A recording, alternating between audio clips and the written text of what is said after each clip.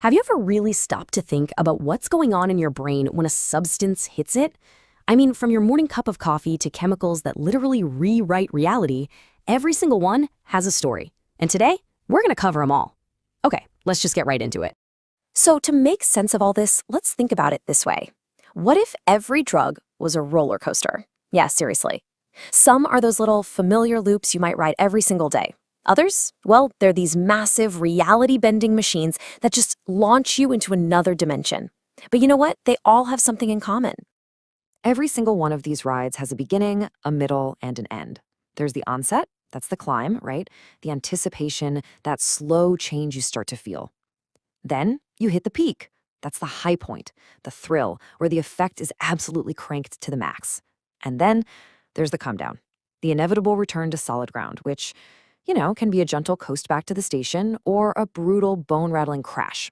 Let's start with the rides you probably see every day, the ones that are so common, so integrated into our lives, that we barely even think of them as drugs at all.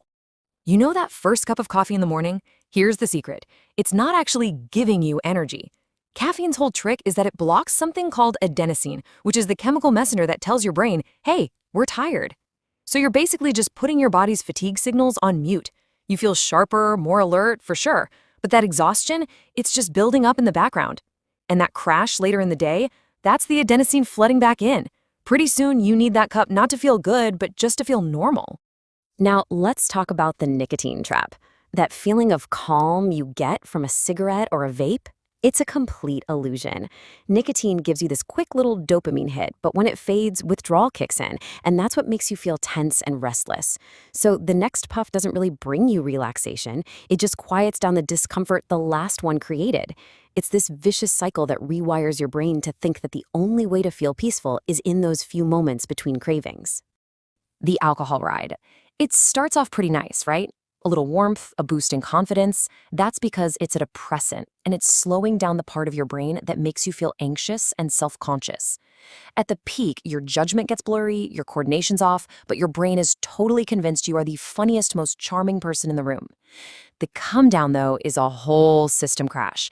It's not just about being dehydrated. Your brain is desperately trying to rebalance all its chemicals, leaving you with that lovely little gift we all know as hangxiety. So just to recap these daily rides real quick. Caffeine is basically an energy loan you got to pay back with interest. Nicotine sells you a solution to a problem that it created in the first place.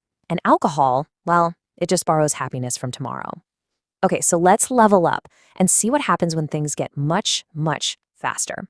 All right, now we're getting to the super coasters. These are the powerful stimulants that just crank the brain's engine into overdrive, burning through its fuel at a totally unsustainable rate. So cocaine, it doesn't just trigger your brain's dopamine system, it hijacks it completely. It blocks the brain from reabsorbing the dopamine, which means your synapses are just flooded, literally drowning in their own pleasure signals. The onset is this instant electric rush of pure euphoria and almost godlike confidence. Every idea you have feels absolutely brilliant. But here's the brutal trade-off. For those few minutes, you feel completely untouchable. But the brain burns through its reward chemicals so fast that the crash is immediate and it is severe. Anxiety, exhaustion, and this desperate, gnawing craving hits you as your brain starts to get rewired to believe that that extreme pleasure is the only kind of pleasure that even matters anymore. Methamphetamine, while it takes that whole process and pushes it even further. It floods the brain with both dopamine and adrenaline. The peak is this long-lasting, obsessive rush of motivation and euphoria. But that energy, it isn't created out of thin air. It's borrowed, or really it's stolen from your future, leaving you to crash into a state of deep, deep depression, paranoia, and physical decay. Okay, let's slow things way down and switch tracks entirely. These next rides, they don't just speed you up or slow you down. They change the very track of reality itself. MDMA, also known as Molly or ecstasy, is often called the love drug, and honestly, for good reason. It floods your brain with serotonin, which is the chemical of well-being, and oxytocin, the chemical of connection. This creates this incredibly intense feeling of empathy, trust, and just pure emotional openness. Music sounds richer, touch feels electric, and connecting with other people feels incredibly profound. But here's the catch. MDMA doesn't create serotonin. It just throws open the floodgates and completely drains the tank. So the come down isn't just a crash, it's a chemical drought. For days after, users can feel totally emotionally empty and depressed because the brain literally has no happiness chemicals left to give. And over time, that can seriously mess with your brain's ability to regulate its own mood. Hallucinogens like LSD and psilocybin, they work with serotonin receptors to basically reshape your perception of everything. LSD can make it feel like reality itself is dissolving, breathing, and the lines between you and the universe just melt away. Psilocybin from magic mushrooms is often described a little differently, more like it's pulling back the curtain on your own mind, revealing deep-seated emotions, memories, and this powerful connection to the natural world. Ketamine is a whole different beast. It's a dissociative. It works by blocking sensory input from reaching your conscious mind.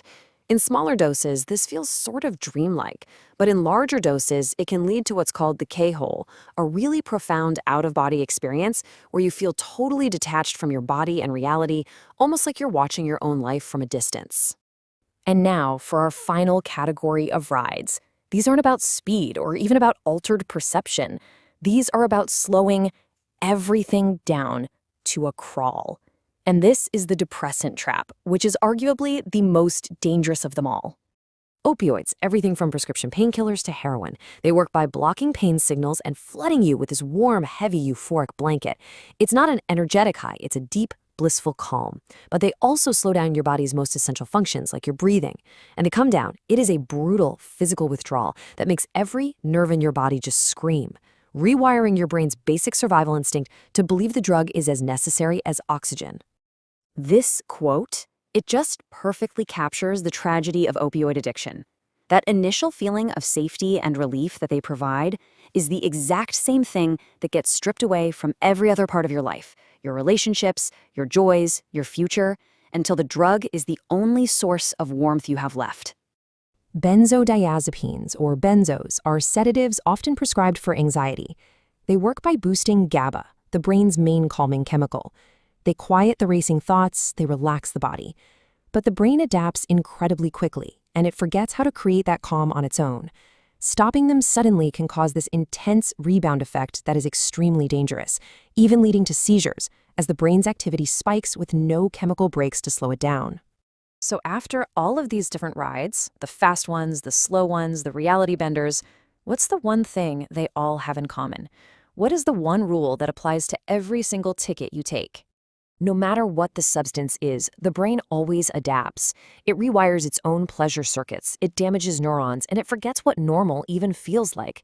And it begins this desperate chase for a feeling that, because of tolerance, can never, ever be fully recaptured. The brain always, always pays the price for the ride. You know, at the end of the day, every one of these substances is just a shortcut to a feeling, whether that's pleasure or calm or confidence or connection. But shortcuts, well, they always have a cost. The brain, in its incredible ability to adapt to anything, always adjusts the price.